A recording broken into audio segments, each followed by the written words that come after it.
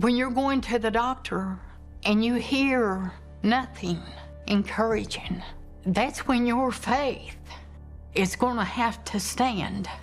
In November 2020, Geraldine Baker's husband, David, started having constant nosebleeds. Doctors removed a polyp from his sinus cavity, but soon after, things got worse. When his face began to swell, I thought he's got an infection, and I told him we need to contact the doctor quickly. The results of a CT scan shocked the family. David's brother-in-law, Chuck Denny, was there. They told him he had stage 4 nasal cavity melanoma. The options they gave him, they said surgery wasn't an option because the facial disfigurement would be too massive. They told us that there was really nothing that they could do. Chemo wasn't for that type that he had. I'd never seen anybody healed of cancer. Every time I heard the word cancer, it was a death sentence. And I feel like, unless God moved, I feel like David would, he wasn't going to make it. My first thought was in my teaching is that we need to move into a fast and seek God heal him. David's face rapidly swelled to the point where he couldn't eat or see out of his right eye. Pastor Mark Gilbert remembers the many prayers from multiple church locations and beyond. Both church families was praying for David, and there was a multitude of other people. It wasn't just our churches.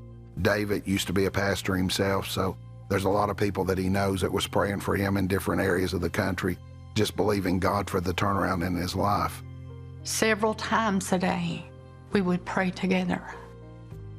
And there was times that you felt like you were just lost for words. You felt like that you were only repeating yourself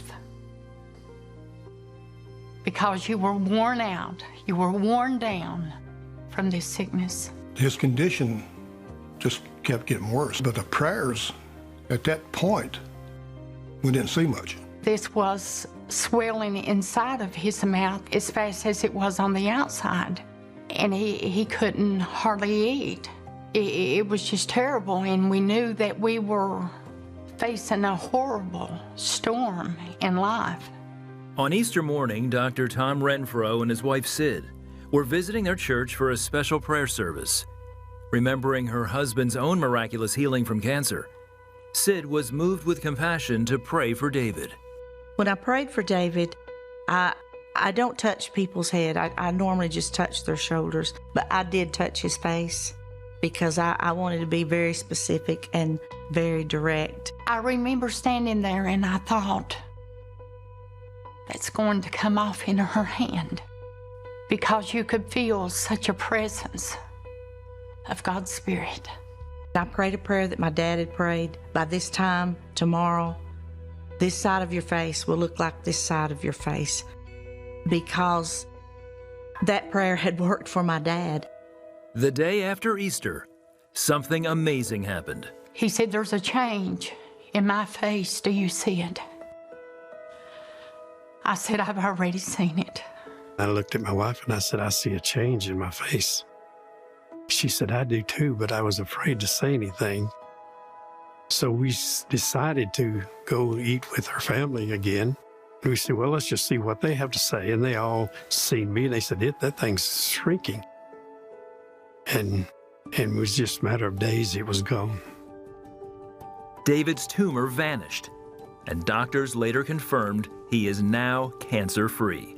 The Bakers are forever thankful to God for answering their prayers. There's many people that has got a diagnosis like David, and I feel like they saw death. Maybe they prepared for death. But I'd say don't give up. I'd say take his word into your spirit. And I'd say believe it with everything you've got.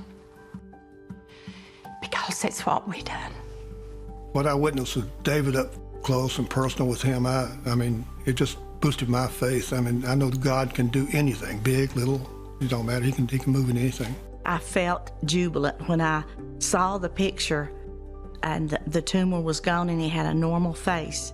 When I see David now, I think about the benevolence of God, the mercy of God, that God in this state of David's life in his older years, that God has proven his faithfulness to him. Well, I'm thankful that, what happened, that God healed me. I'm thankful for that.